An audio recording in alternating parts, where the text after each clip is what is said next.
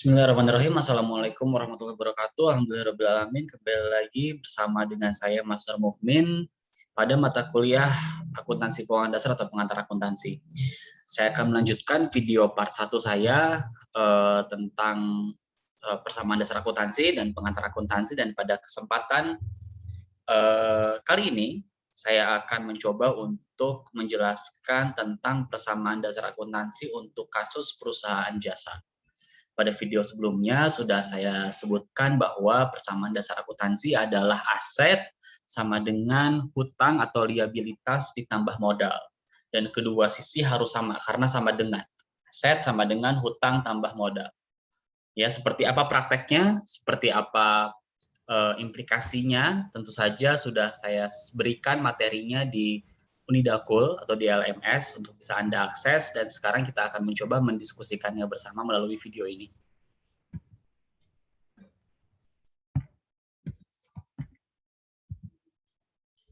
Baik, contoh kasus yang akan digunakan adalah tentang perusahaan perorangan yang bernama Perkasa Raya yang dimiliki oleh Bapak Budiman yang bergerak di bidang jasa transportasi ya pada tanggal 1 Januari 2012.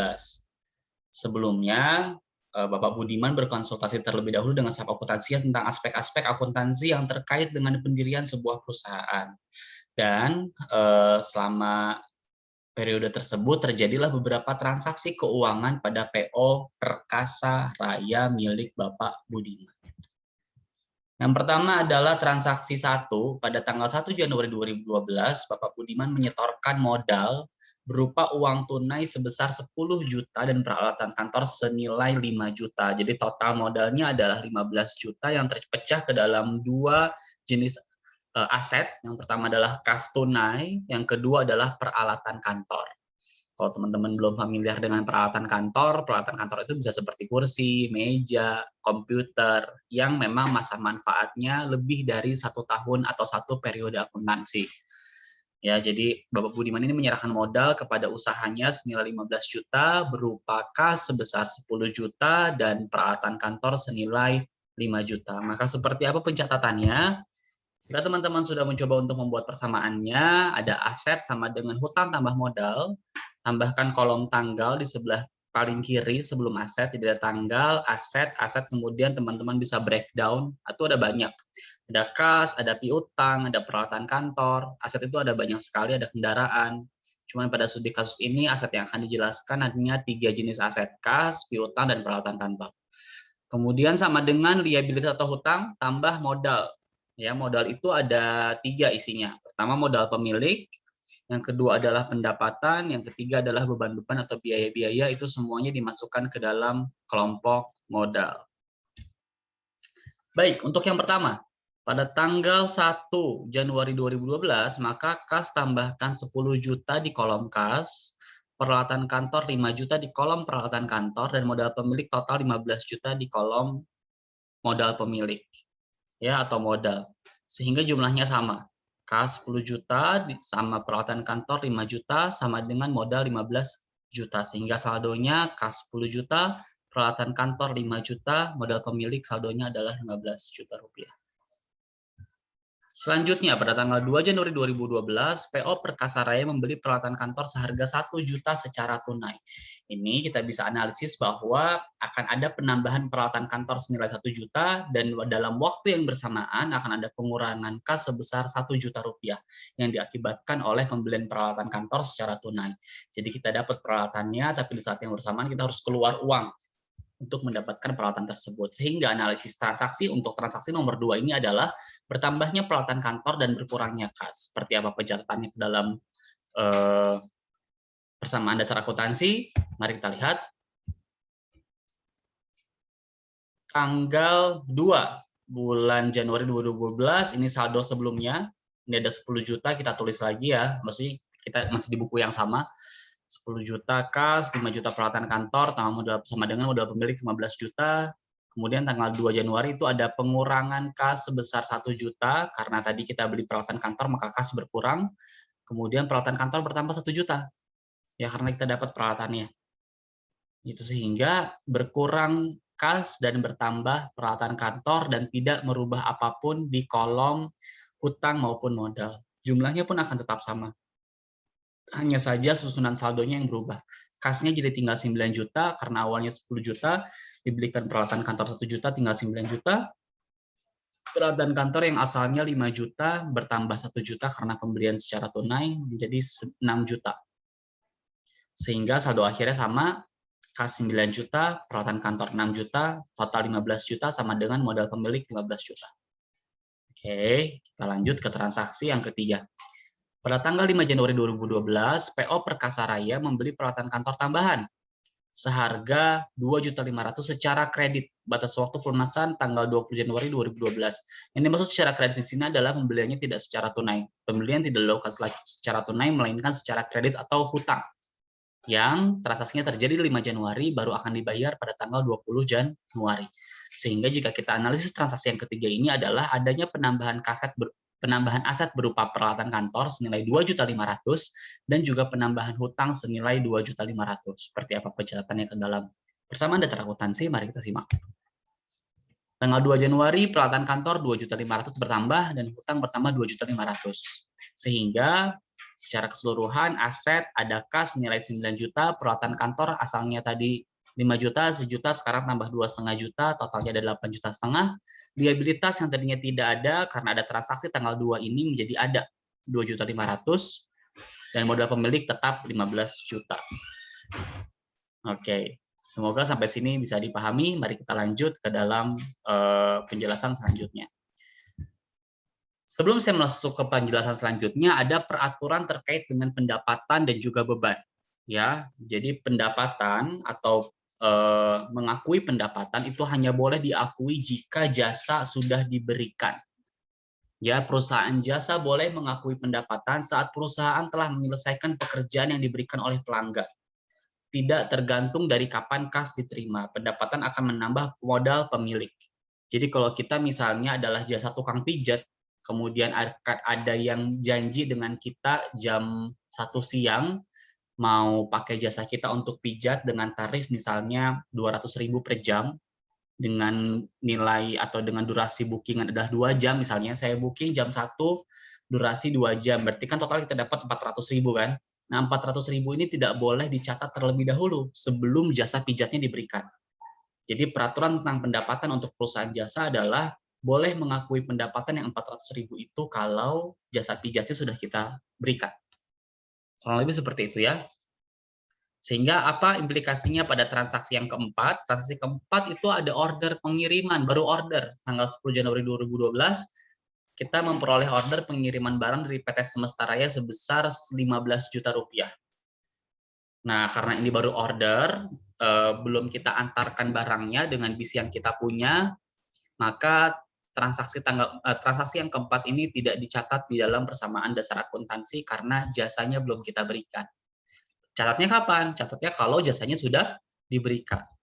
Ternyata di transaksi yang kelima, tanggal 12 Januari 2012, kita menyelesaikan pengiriman barang ya atas tadi pesanan yang tanggal 10. Kita sudah selesai, tapi ternyata PO Semesta Raya belum membayar atas jasa pengiriman tersebut. Artinya ini adalah piutang. Ya, kita memiliki hak dari orang lain atas jasa yang sudah kita berikan, itu namanya adalah piutang. Ya, piutang senilai berapa? Mari kita lihat. Di tanggal 10 Januari ternyata ordernya adalah 15 juta, maka piutangnya adalah 15 juta. Kemudian yang bertambah adalah pendapatan, karena tadi pendapatan masuk ke dalam kelompok modal, maka 15 juta ini juga dicatat ke dalam kelompok modal. Seperti apa percatatannya ke dalam persamaan dasar akuntansi, mari kita lihat. Tanggal 12 Januari, yang tanggal 10 yang kita catat, tanggal 12 Januari ketika kita sudah menyelesaikan order, mengirimkan barang senilai 15 juta, tapi uangnya belum diterima, maka piutang 15 juta. Modal pemilik bertambah 15 juta karena ini adalah bagian dari pendapatan. Ya, jadi pendapatan dan biaya-biaya itu masuk ke dalam modal pemilik selain modal disetor yang di awal tadi 15 juta rupiah berupa tadi apa? Kas 10 juta dan uang tunai 5 juta, peralatan kantor 5 juta.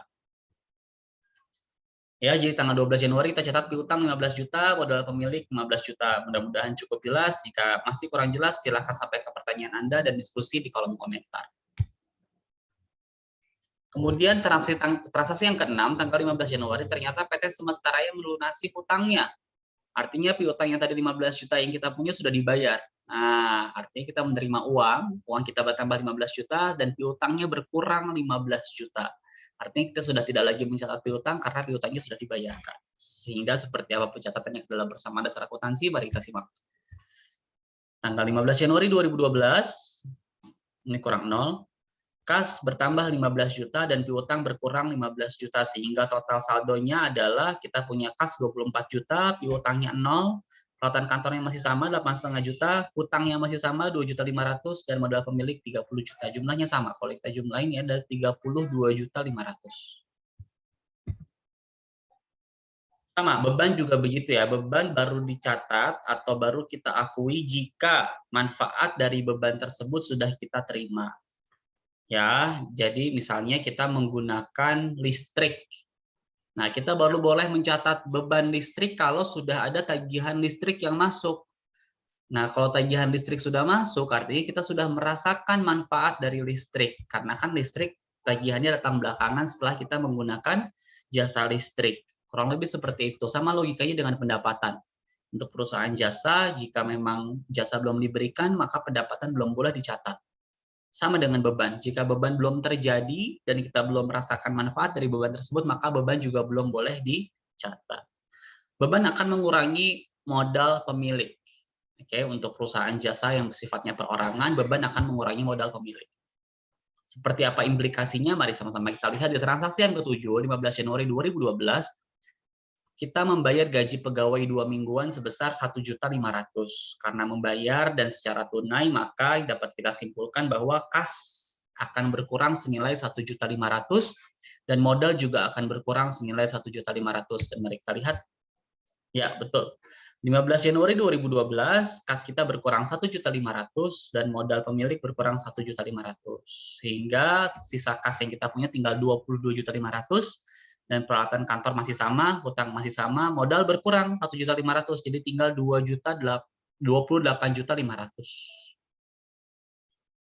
Oke, kita akan lanjut ke transaksi yang ke-8. Mendapat tagihan dari PT Sriwedari atas biaya makan pegawai selama bulan Januari sebesar 2.500.000. Tagihan tersebut akan dibayarkan pada tanggal 5 Februari 2012. Ini adalah beban yang muncul karena biaya makan pegawai ya di PT Sriwedari dan sudah terjadi, artinya sudah harus kita catat karena kita sudah merasakan manfaatnya namun belum kita bayar. Nah, kalau belum dibayar artinya kita punya hutang. Maka hutang akan bertambah senilai 2.500.000 dan biaya akan bertambah senilai 2.500.000 dan akan mengurangi modal. Seperti apa pencatatannya? Ini saya catat ulang saldonya supaya ringkas karena tidak cukup kolomnya. Maka pada tanggal 30 Januari 2012 hutang kita bertambah 2.500.000 dan biaya bertambah 2.500.000 sehingga mengurangi modal pemilik ya sebesar 2.500.000. Jadi total hutangnya ada 5 juta. Modal pemiliknya tinggal 26 juta. Kalau dijumlahkan masih sama. Ya. Jumlahkan totalnya 31 juta, ini juga 31 juta. Aset sama dengan hutang tambah modal.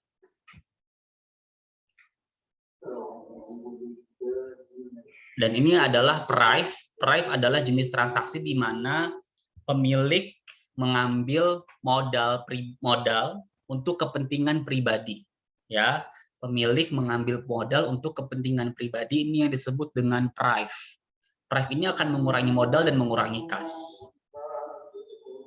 Seperti contoh, Bapak Budiman mengambil uang perusahaan sebesar 1 juta rupiah untuk membayar SPP anaknya. Nah, karena diambil uang tunai, maka uang akan berkurang sebesar 1 juta, dan modal juga akan berkurang sebesar 1 juta karena PRIV yang dilakukan oleh Bapak Budiman. Sehingga transaksinya menjadi seperti ini. Kas berkurang 1 juta, modal berkurang 1 juta. Sehingga totalnya saldo menjadi 21.500.000 untuk kas, peralatan kantor tetap, hutang 5 juta, modal pemilik 25 juta. Totalnya jadi sama. 30 juta ya asetnya yang terdiri kas 21.500 dan peralatan kantor 8.500.000. sama dengan hutang 5 juta tambah modal 5 juta, totalnya 30 juta, sama-sama 30 juta. Baik, sampai sini penjelasan tentang persamaan dasar akuntansi untuk perusahaan jasa. Saya ingin Anda menjawab di kolom komentar, apa yang terjadi pada persamaan dasar akuntansi ini jika Bapak Budiman membayar hutangnya sebesar 3 juta rupiah. Oke, Bapak Budiman punya utang 5 juta nih. Nah, apa yang terjadi jika pada tanggal 31 Januari 2012 Bapak Budiman membayar hutangnya sebesar 3 juta rupiah? Oke, tolong tulis jawaban Anda di kolom komentar dan kita akan diskusikan pada sesi pertemuan sinkronus melalui aplikasi video conference. Demikian perkuliahan untuk sesi ini. Terima kasih banyak atas perhatiannya. Mohon maaf jika ada kesalahan dan kekurangan. Mari kita akhiri dengan mengucapkan hamdalah bersama. Alhamdulillahirabbil alamin. Wassalamualaikum warahmatullahi wabarakatuh. Sampai jumpa.